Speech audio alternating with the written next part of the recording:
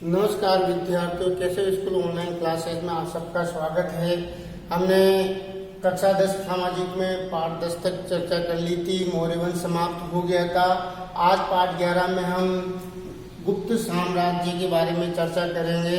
यानी पाठ 10 तक हमने मौर्य साम्राज्य, शुंग वंश और सातवाहन वंश की चर्चा कर ली थी। आज हमारे पास नया विषय है गुप्त साम्राज्य, तो उसकी चर्चा करेंगे। तो गुप्त साम्राज्य की चर्चा करने से पहले मैंने इनके जो भी राजा हुए उनको एक साथ यहाँ पे उतार दिया और उनके कालक्रम लिखे। तो इसको एक बार समझ लेते हैं, तो ये आपके और भी अच्छी मतलब इसको समझने से हमें इसको पढ़ने में ज्यादा दिक्कत नहीं आएगी। तो गुप्त साम्राज्य की बात करें तो गुप्त साम्राज्य का जो संस्थापक माना जाता है वो किसको माना जाता है? श्रीगुप्त को माना जाता है। मतलब ये वो व्यक्ति था श्रीगुप्त जिसने भारत पे गुप्त साम्राज्य की स्थापना की थी। यानी इसका नाम भी गुप्त ही है, तो फिर क्या नाम पड़ गया? क्योंकि गुप्त का शासन था तो फिर उसको कहने लगे गुप्त साम्राज्य। और जो इसने गुप्त साम्राज्य की स्थापना की है वह लगभग 275 ईस्वी से 550 तक पूरे भारत पर गुप्त साम्राज्य रहा और लगभग इन्होंने इस पे शासन किया। अब हम देखते हैं कि संस्थापक के रूप में गुप्त साम्राज्य संस्थापक कौन हुआ? आपको दिख रहा है कौन है? श्रीगुप्त है। अब फिर श्रीगुप्त के बाद जो अगला शासक आया उसका नाम है घटोत्कच। क्या नाम है? घटोत्कच। तो कहने का मतलब है श्रीगुप्त के बाद जो अगला शासक आता है वो घटोत्कच होता है, जिसने साम्राज्य में बैठते ही कौन सी उपाधि धारण की? महाराजा की उपाधि धारण की। फिर घटोत्कच के बाद जो शासक हुआ वह चंद्रगुप्त प्रथम हुआ। यानी एक इतिहास में एक बार फिर गुप्त शासन में चंद्रगुप्त आया था, तो पहले वाला प्रथम हो गया। उसका शासन रहता है 320 से 335 ईस्वी तक। क्योंकि यहाँ तक जो इनकी समय अवधि थी उनका इतना प्रमाणित समय नहीं मिलता, लेकिन चंद्रगुप्त प्रथम से गुप्त वंश में जो समय है वो प्रमाणित मिलता है। क्यों? क्योंकि इसने मैं चंद्रगुप्त की बात कर रहा हूँ, समझना, नोट्स में उपलब्ध करवा दूंगा कि चंद्रगुप्त प्रथम ने एक संवत चलाया था। यानी एक संवत चलाया था, यानी एक समय टाइम होता है संवत चलाया, जिसे गुप्त किसने चलाया? चंद्रगुप्त ने चलाया था। और इसीलिए इसको आज भी क्या कहते हैं? गुप्त संवत। क्या कहते हैं इसको? गुप्त संवत कहते हैं। तो चंद्रगुप्त प्रथम से संबंधित एक बात को ध्यान में रखनी है कि गुप्त संवत किसने चलाया? चंद्रगुप्त प्रथम ने। अगर समय की बात आए तो ये समय बहुत सी बुकों में 319 से भी मिलता है और कई बहुत सी बुकों में 320 भी मिलता है। आपकी बुक में समय का कोई दे नहीं रखा तो इसको देख लेना। तो कौन सा संवत चलाया गुप्त, एक बात पे ध्यान रखनी है। दूसरी बात ध्यान में रखनी है कि चंद्रगुप्त, हम यहाँ से शुरू करें बस, इनमें आपके बस एक तो संस्थापक है, तो संस्थापक के बाद घटोत्कच शासक बनता है। फिर चंद्रगुप्त की हम चर्चा कर रहे हैं। तो चंद्रगुप्त में दूसरी बात हम पढ़ेंगे चंद्रगुप्त में कि दूसरी बात ये पढ़ेंगे कि जैसे ये चंद्रगुप्त के पिताजी थे घटोत्कच, तो घटोत्कच ने कौन सी उपाधि धारण की थी? वह धारण की थी महाराजा की। तो फिर चंद्रगुप्त प्रथम शासक बनता है, उसने कौन सी उपाधि धारण की थी? वो की थी महाराजाधिराज की उपाधि किसने धारण की? जिसने इतिहास में महाराजाधिराज, देखो उपाधि भी बहुत बड़ी है, यानी बहुत भारी भरकम लग रही है। महाराजाधिराज यानी महाराजाओं का भी महाराजा, ये उपाधि किसने धारण की थी? चंद्रगुप्त प्रथम ने। फिर तीसरी बात अगर इनके बारे में आती है, किसके बारे में? चंद्रगुप्त प्रथम के बारे में। देखो एक चंद्रगुप्त हमने मौर्य वंश में भी पढ़ा था, वो चंद्रगुप्त मौर्य था। ये हम यहाँ पर चंद्रगुप्त पढ़ रहे हैं। किसको पढ़ रहे हैं? चंद्रगुप्त प्रथम को। यह कंफ्यूज कर सकता है कौन से चंद्रगुप्त प्रथम और चंद्रगुप्त मौर्य, कौन से वंश से संबंधित है, तो आपको कंफ्यूज नहीं होना। तो यहाँ इनकी तीसरी बात होती है कि चंद्रगुप्त प्रथम का विवाह एक राजकुमारी होती है लिच्छवी की राजकुमारी, क्या नाम था उसका? राजकुमारी कुमार देवी से विवाह। तो हमने चंद्रगुप्त प्रथम के बारे में 3 चीजें पढ़ी है। एक तो उन्होंने संवत चलाया था जिसका नाम था गुप्त संवत, फिर एक उन्होंने कौन सी उपाधि धारण की? महाराजा धीराज। तीसरी हमने पढ़ी उनके लिए क्या पढ़ा? उनके लिए हमने तीसरे की लिच्छवी की राजकुमारी से ये शादी करते हैं। तो ये चंद्रगुप्त के बारे में हमने पढ़ा। अब चंद्रगुप्त प्रथम के बाद कौन सा शासक बना दिख रहा होगा आपको? कौन सा बन रहा है? समुद्रगुप्त, जिसका शासन काल था 335 से 380। तो अब हम नेक्स्ट टॉपिक पढ़ेंगे। तो ये 3 बातें आपको चंद्रगुप्त के बारे में ध्यान रखनी है। चाहे तो इनको आप अपनी कॉपी में वीडियो को पॉज करके उतार लें।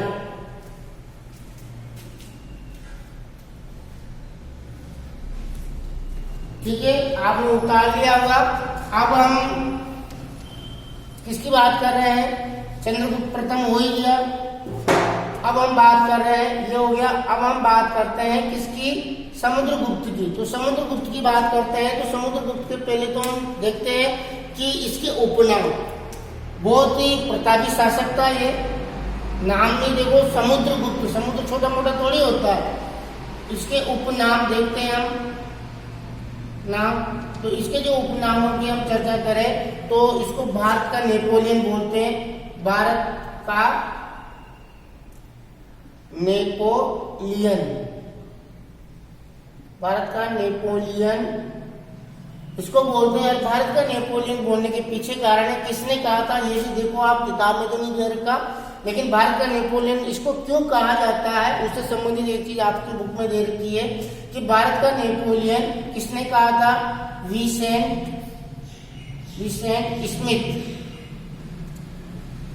स्मिथ ने, मतलब समुद्रगुप्त को भारत का नेपोलियन किसने कहा? विसेंट स्मिथ ने कहा। क्यों कहा? क्योंकि ये इसने अपने जीवन में जितने भी युद्ध किए थे, किसने?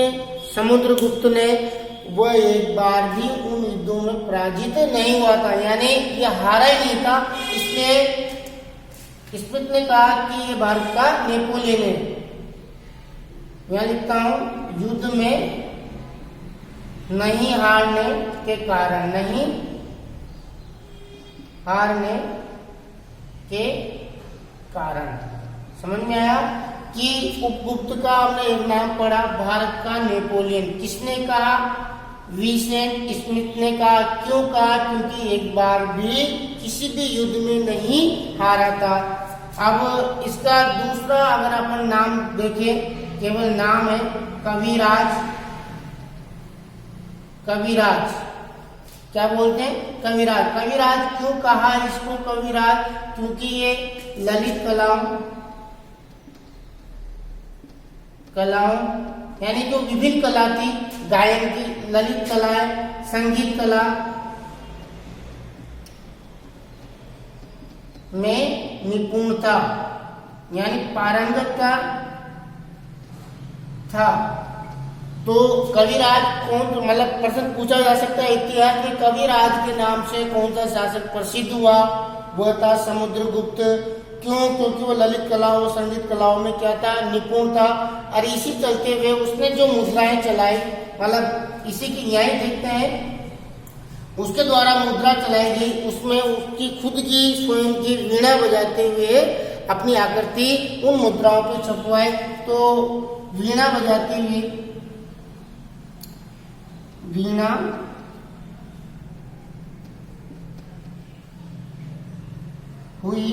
बजाते हुए मुद्रा पर आकृति अंकित की। यानी पूछा जा सकता है इतिहास का वो कौन सा शासक था जिसने अपनी वीणा बजाती हुई आकृति अपनी मुद्राओं पर छपाई, यानी वीणा बजाती हुई आकृति वाली मुद्राएं कौन से शासक के समय किस वंश में चली, आपको समझ में आ रहा होगा। वो शासक था समुद्रगुप्त और वंश कौन सा था, गुप्त वंश। तो भारत का नेपोलियन कविराज इसको का एक और नाम आता है, आप उपनाम में तीसरे नंबर पे देख सकते हैं, एक और नाम है जिसे क्या कहेंगे, लिच्छवी दोहित्र। अब ये लिच्छवी दोहित्र क्या होता है, देखो हमने थोड़ी देर पहले चंद्रगुप्त प्रथम को पढ़ा था, तो ये चंद्रगुप्त प्रथम का ही पुत्र है समुद्रगुप्त। तो चंद्रगुप्त की हमने पढ़ा था, उसकी विवाह कहाँ हुआ था, लिच्छवी राजकुमारी कुमार देवी से उसका विवाह हुआ था। तो ये क्या हो गया कि समुद्रगुप्त कहाँ का, दोहित्र। दोहित्र का मतलब होता है नातिन, क्या होता है, नातिन या दोहिता हम भी बोलते हैं। तो कहाँ का था ये, लिच्छवी का। राजकुमारी कहाँ की, लिच्छवी की। तो लिच्छवी का क्या हो गया, ये नातिन या दोहित्र। तो इसका एक उपनाम यही पड़ गया कि लिच्छवी दोहित्र। तो हमने यहाँ इसकी 3 उपनामों की चर्चा की, एक तो भारत का नेपोलियन, एक कविराज और एक हमने पढ़ा लिच्छवी। इनमें ध्यान रखना, नेपोलियन क्यों कहा, क्योंकि युद्ध एक बार भी नहीं आ रहा था। किसने कहा, विजय स्मिथ ने कहा। कविराज क्यों कहा जाता है, क्योंकि ये ललित कलाओं और संगीत कलाओं में निपुण था। वीणा बजाते हुए इसकी मुद्रा पर आकृति अंकित है, यानी इसके द्वारा जो मुद्राएं चलाए उन पर वीणा बजाते हुए खुद को अपने आप को दर्शाया, लिच्छवी दोहित्र। तो ये समुद्रगुप्त के बारे में हमने उसके उपनामों की चर्चा की। मोस्ट इम्पोर्टेंट है, प्रश्न पूछने की संभावना यहीं से है। तो उपनाम को आप उतार ले क्लोज करके, मैं इनको मिटा रहा हूँ। अब इसके बाद इसमें उपनाम के बाद समुद्रगुप्त में हम पढ़ते हैं इसकी नीतियां, यानी इसने कौन कौन सी नीति अपनाए। तो किसने, समुद्रगुप्त ने। तो इसकी नीतियां थी, एक तो इसकी नीतियां थी एकीकरण की, एकीकरण की नीति अपनाई इसने, यानी इसने अपने साम्राज्य में दूसरे राजाओं को या सबको एक साम्राज्यवादी नीति।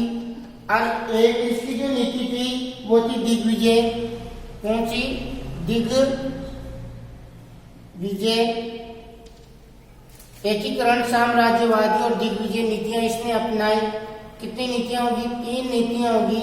इसने कौन कौन सी नीतियां अपनाई, एक तो दिग्विजय, एक एकीकरण, एक समाजवादी नीति इसने अपनाई।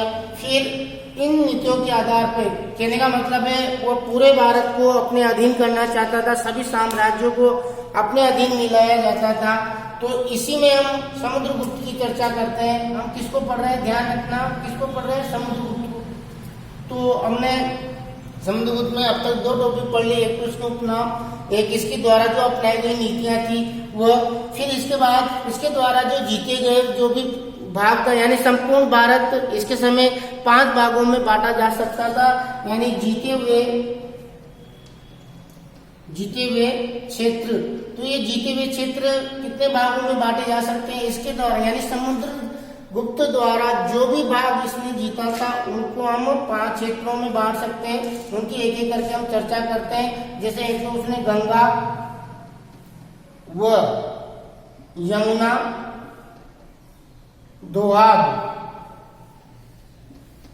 दोआब, ठीक है। ये आप दोआब का तात्पर्य 11वीं क्लास में अगर भूगोल ध्यान से पढ़ी तो दोआब का मतलब होता है 2 नदियों के बीच जो उपजाऊ भूमि होती है उसको दोआब कहते हैं। तो एक तरफ जो गंगा और एक तरफ यमुना, इसके बीच वाला जो क्षेत्र होता है वो क्या कहलाता है, दोआब कहलाता है।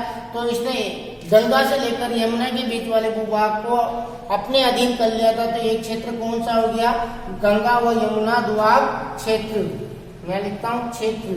फिर दूसरे की हम चर्चा करें, जो दूसरा इसका क्षेत्र है वो है पूर्वी हिमालय क्षेत्र। पूर्वी हिमालय क्षेत्र के बाद अगर हम तीसरे नंबर पर चर्चा करें तो तीसरे नंबर की हम अगर चर्चा करते हैं तो वह पूर्वी, यानी हिमालय, इसमें हिमालय के जो आसपास जो भी क्षेत्र था वो इसने जीत लिया था। पूर्वी विंध्यन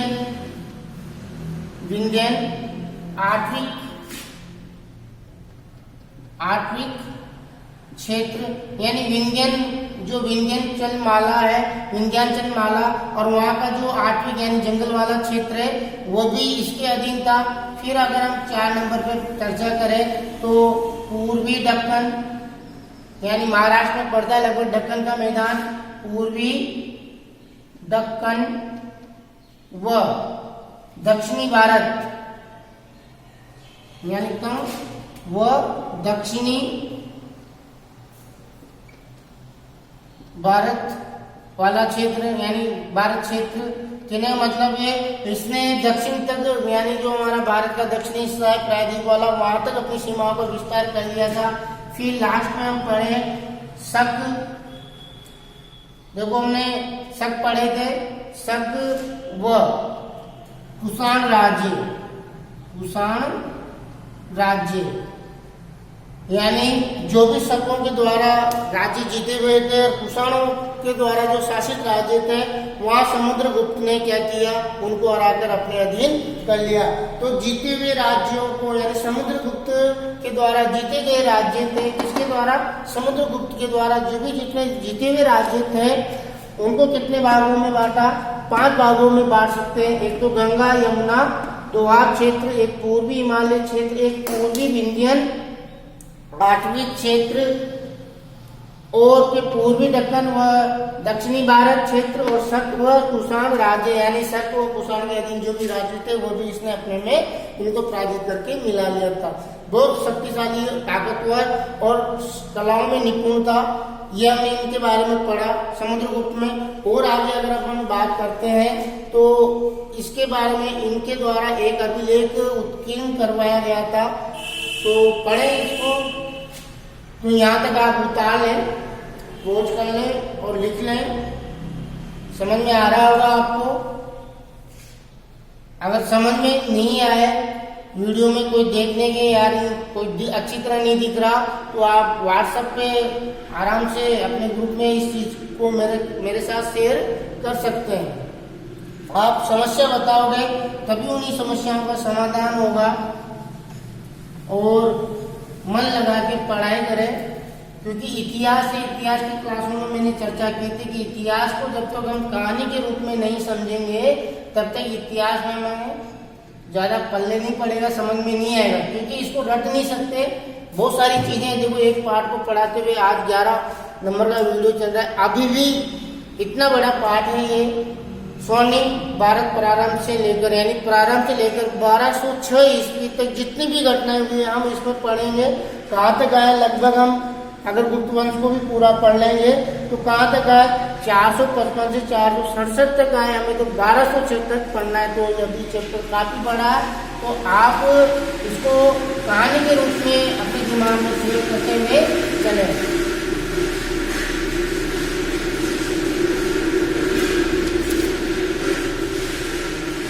तो हमने इसके द्वारा जीते हुए क्षेत्रों की बात कर ली। अब इसने एक इलाहाबाद या फिर इसको प्रयाग प्रशस्ति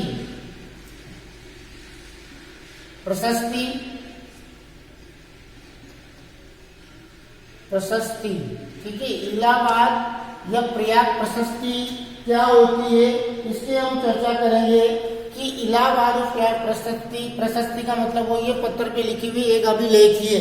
तो इसके शासन काल में भी समुद्रगुप्त के शासन काल में भी इसका एक दरबारी था, उसका नाम था दरबारी का हरिसेन।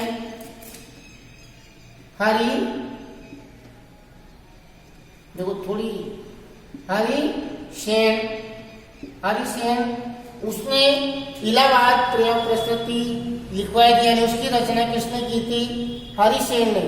समुद्रगुप्त के शासन में हरिसेन जो समुद्रगुप्त का दरबारी था उसने इलाहाबाद प्रयाग प्रशस्ति लिखी गई थी। तो यहाँ लिखता हूं, दरबारी हरिसेन ने इस